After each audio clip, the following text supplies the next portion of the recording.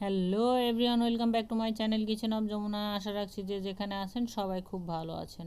আজকে চলে আসছি নতুন আর একটা সিমাইয়ের রেসিপি নিয়ে। তো দেখুন, ফার্স্টে এখানে ঘি দিয়েছি আমি প্যানে, দিয়ে ঘিটা গরম করে নিচ্ছি। আর অপর দিকে কিন্তু দুধও আর একটা পাতিলে আমি গরম করতে দিয়েছি। এখানে দিয়ে দিলাম এলাচ আর তেজপাতা। এলাচ দুটো ফাটিয়ে দিয়েছি, তাহলে সুন্দর ঘ্রাণ বের হবে।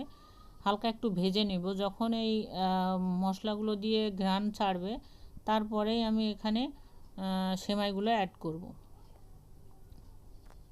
আজকে কিন্তু লম্বা সেমাইগুলো নেব না, এই যে লাচ্চা সেমাইগুলোই নেব আজকে। তো লাচ্চা সেমাইগুলো সব ঢেলে দিলাম।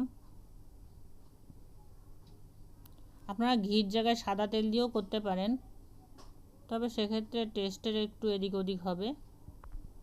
এখন আলতো হাতে ভালোভাবে নাড়াচাড়া করে এটা ভেজে নেব।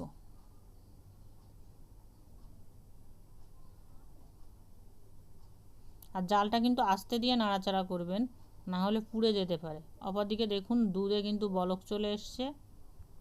একটা চামচ দিয়ে উপর নিচ করে নিচ্ছি। দুধটা খুব ভালো মতো জাল করে নিতে হবে।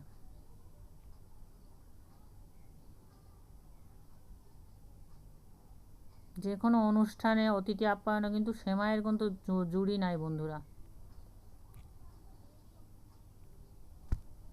হালকা আঁচে রেখে সেমাইগুলো আমি ভালো করে ভেজে নিচ্ছি।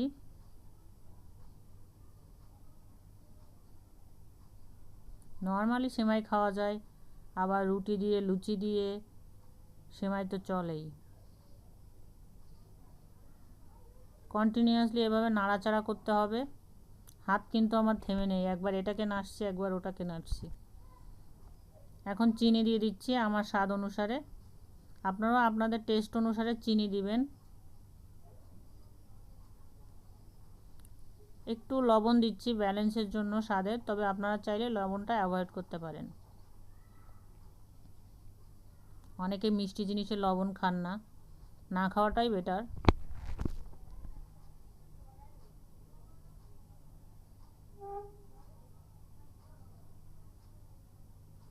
ভালো করে লবণটা মিলিয়ে দিলাম। সিমাইটা কিন্তু প্রায় ভাজা হয়ে এসছে, ঝরঝরে হয়ে গিয়েছে, আর কালারটাও চেঞ্জ হয়ে আসছে আগের থেকে।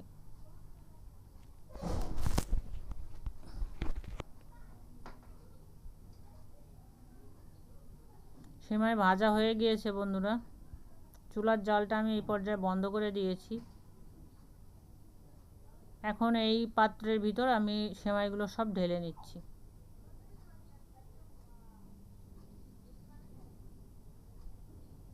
চাইলে এই পর্যায়ে এসে তেজপাতাগুলো আপনারা বেশি ফেলেও দিতে পারেন।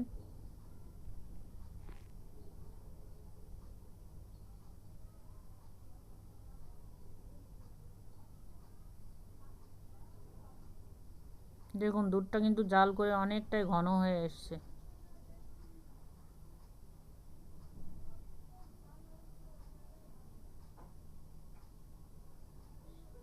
দুধটা যত ঘন আর সুন্দর হবে বন্ধুরা, তত কিন্তু এই সেমাইয়ের টেস্টও সুন্দর হবে। এখন দেখুন সেমাইয়ের কালারটা কত সুন্দর লাগছে। আগে আলোর জন্য কালারটা সুন্দর আসছিল না।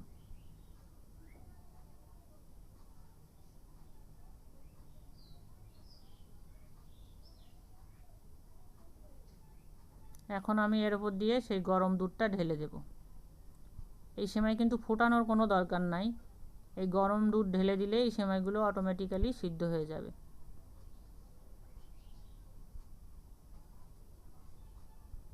সবটুকু দুধই আমি ঢেলে দিলাম, দিয়ে হালকা একটু নাড়া দেব পাত্রটা ধরে।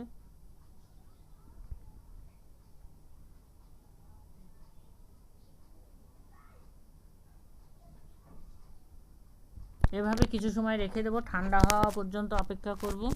তারপর নর্মাল ফ্রিজে রেখে দেব। ঠান্ডা ঠান্ডা সেমাই খেতেই কিন্তু বেশি মজা লাগে।